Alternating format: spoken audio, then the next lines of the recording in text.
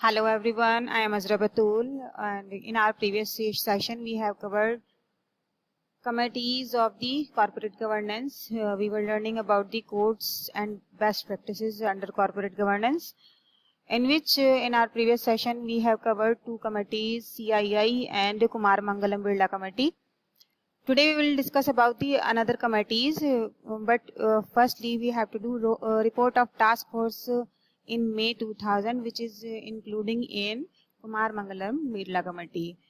So report of task force May 2000, what is this? इसमें क्या था? DCA and MCA. तो DCA क्या है? The Department of Corporate Affairs. DCA के ही आप बिल्कुल बिलो में देखेंगे. MCA मेंशन है यहाँ पर. MCA means ministry of corporate affairs. जो DCA है उसी का नाम चेंज करके MCA कर दिया गया था. सो इसका वर्क क्या था? सबसे पहले तो हम ये देख लेते हैं कि इसको ये जो रिपोर्ट ऑफ टास्क फोर्स है, इसको under the chairmanship of doctor PL Sanjeev Reddy form किया गया था. देखिए, the ministry of corporate affairs formed about based study group under the chairmanship of doctor PL Sanjeev Reddy, secretary of DCA, जो कि सेक्रेटरी थे DCA कहीं या MCA कहीं, डिपार्टमेंट ऑफ कॉर्पोरेट अफेयर्स के या मिनिस्ट्री ऑफ कॉर्पोरेट अफेयर्स के, जो कि अब DCA से चेंज होकर MCA हो चुका है. और इसको फॉर्म क्यों किया गया था? ये एक स्टडी बेस्ड ग्रुप था जिसका वर्क था कंपनीज के अंदर कॉर्पोरेट गवर्नेंस को लेकर या कंपनीज को के अंदर लॉ को फॉलो करने को लेकर जो भी इश्यूज उनके सामने आ रहे थे उनको किस तरह से उनको स्टडी करना और उसके बाद उसको सॉल्व करना और उन पर रिकमेंडेशन देना.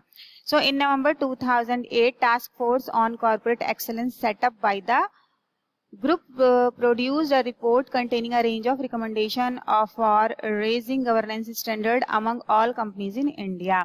So नवंबर 2008 में क्या किया गया? Task force on corporate excellence बनाया गया. कॉर्पोरेट एक्सेलेंस के लिए एक सेटअप बनाया गया जिसमें क्या कंटेंट क्या था उसमें ये था कि जो भी प्रॉब्लम्स रेज हो रही थी कंपनी में कॉर्पोरेट गवर्नेंस से रिलेटेड के फॉलो जो रूल नहीं किए जा रहे थे उनसे रिलेटेड जो भी स्टडी किया जा रहा था और प्रॉब्लम्स को स्टडी करने के बाद उन बेटर कॉर्पोरेट गवर्नेंस या एक्सेलेंट कॉर्पोरेट गवर्नेंस के सेटअप के लिए रिकमेंडेशन देना, ये उसका वर्क था. और गवर्नेंस के स्टैंडर्ड को रेज करना, ये भी रिपोर्ट ऑफ टास्क फोर्स का वर्क था. It is also recommended setup of a centre for corporate excellence. Centre for corporate excellence के लिए भी रिकमेंड किया गया. तो रिकमेंडेशन जो थी इसकी रिपोर्ट ऑफ टास्क फोर्स में फोर्स की, ये सभी फॉलो जो अब मेंशन है वो सभी थी. नेक्स्ट हमारी कमेटी आती है नरेश चंद्र कमेटी, रिपोर्ट 2002. नरेश चंद्र जी जो थे वो एक स्टेट के गवर्नर भी रह चुके हैं और ये अब अलाइव नहीं है. सो ये इस कमेटी की जो रिकमेंडेशन दी थी, high level committee appointed by MCA, ministry of financial corporate affairs के जरिए इस कमेटी को बनाया गया था. और नरेश चंद्र कमेटी के नाम पर, नरेश चंद्र जी के नाम पर ही इस कमेटी को बनाया गया. किस ईयर में बनाया गया ये भी इसमें मेंशन है. इस कमेटी को committee on corporate audit and governance के नाम से भी जाना जाता है.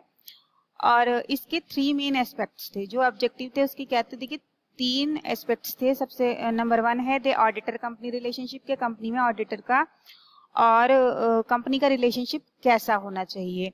सेकेंड था रोल ऑफ स्टैट्यूटरी ऑडिटर्स, के जो स्टैट्यूटरी ऑडिटर्स हैं उनका रोल क्या होगा.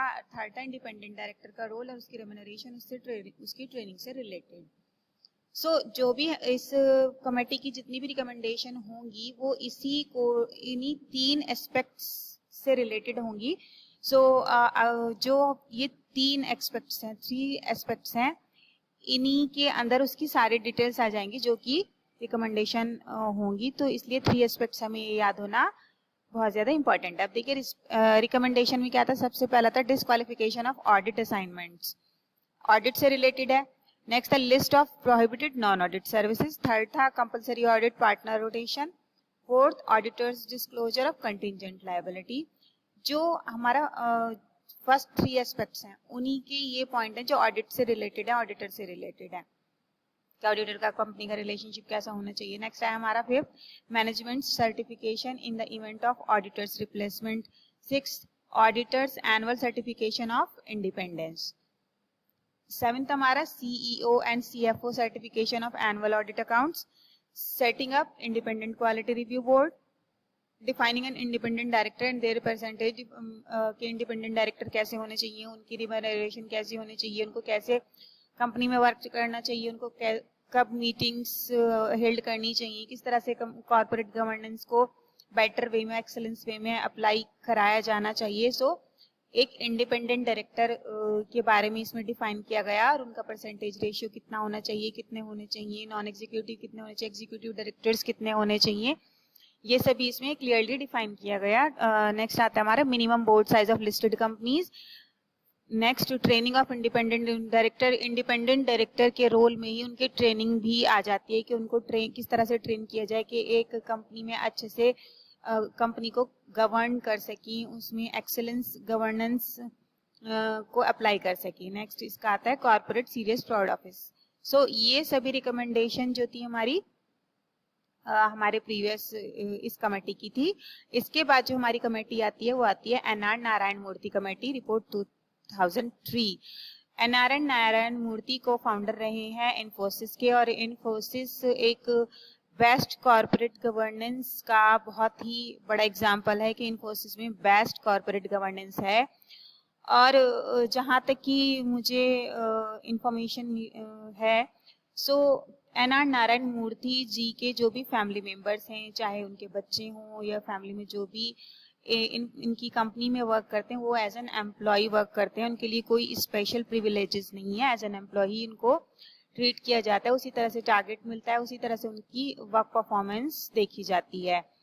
सो NR नारायण मूर्ति कमेटी जो बनी है इन्हीं के नाम पर बनी है, and it is the second committee constituted by SEBI. SEBI ने इस कमेटी को बनाया था to review the existing corporate governance practices and codes. इसमें क्या कहा गया है कि जो NR नारायण मूर्ति जी थे उनके सामने ये बात रखी गई कि जो भी कॉर्पोरेट गवर्नेंस के रूल्स एंड रेगुलेशन है, जो प्रैक्टिसेस एंड कोड्स हैं, जो ओल्ड चले आ रहे हैं कोड्स, उनकी जगह पर आप इसको देखें और एग्जिस्टिंग किस तरह से कॉर्पोरेट को गवर्न करना है वो आप इसमें अप्लाई करें।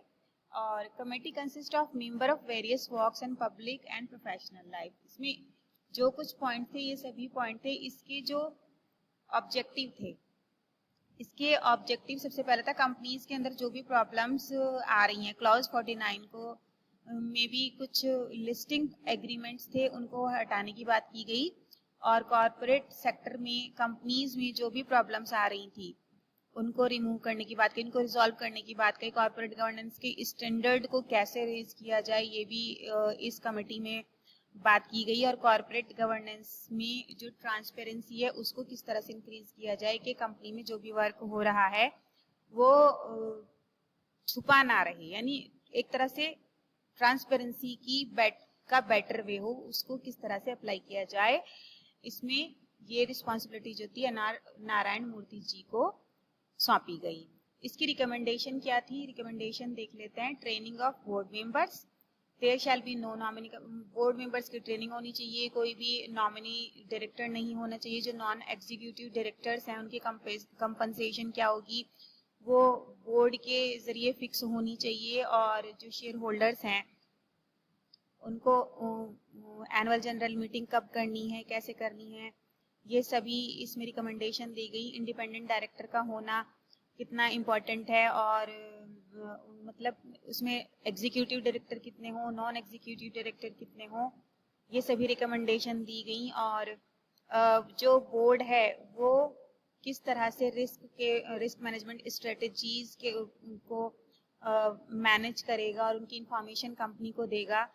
बोर्ड में जो सब्सिडरीज हैं उनको भी उनका भी ख्याल रखा जाए, उसके लिए क्या रूल्स होंगे। जो पेरेंट जो शेयर होल्डर्स हैं उनका क्या रोल रहेगा, और पेरेंट कंपनी जो है उसका क्या रोल रहेगा, उसके डायरेक्टर्स का क्या रोल रहेगा, ये सभी रिकमेंडेशन इस एनआर नारायण मूर्ति कमेटी में दी गई। इसके अलावा proceeds from initial public offering, IPO में जब कंपनी नई फॉर्म होती है उसके बाद जब फर्स्ट टाइम वो अपने शेयर इशू करती है पब्लिकली, सो उसको इनिशियल पब्लिक ऑफरिंग कहते हैं। सो वो किस तरह से किए जाएंगे और उनकी परफॉर्मेंस देखनी, नॉन एग्जीक्यूटिव डायरेक्टर की परफॉर्मेंस को इवेलुएट करना और बोर्ड ऑफ डायरेक्टर्स का वर्क समझाना और उनकी रिस्पॉन्सिबिलिटीज बताना, जितने भी कोड्स ऑफ कंडक्ट हैं बोर्ड में, यानी बोर्ड ने जो भी रूल्स एंड रेगुलेशन बनाए हुए हैं उनको किस तरह से कंपनी में फॉलो कराया जाएगा, सीनियर मैनेजमेंट को किस तरह से एक्सीलेंस स्किल्स की तरफ ले जाया जाएगा, ये सभी जो हमारी रिकमेंडेशन थी, एनआर नारायण मूर्ति कमेटी की रिकमेंडेशन थी। सो ये सभी जो कमिटीज हैं अंडर दी कॉर्पोरेट गवर्नेंस में हैं, जो कोड्स एंड बेस्ट प्रैक्टिसेस में आती हैं, जिनके बारे में मैंने विद एग्जांपल आपको समझाया है। इसके बाद जो भी रिमेनिंग पोर्शन रहता है वो आपको मैं नेक्स्ट वीडियो में करा दूंगी। आई होप आपको ये अच्छे से समझ में आया होगा, क्लियर हो चुका होगा ये topic. So till then stay safe, stay healthy and bye bye.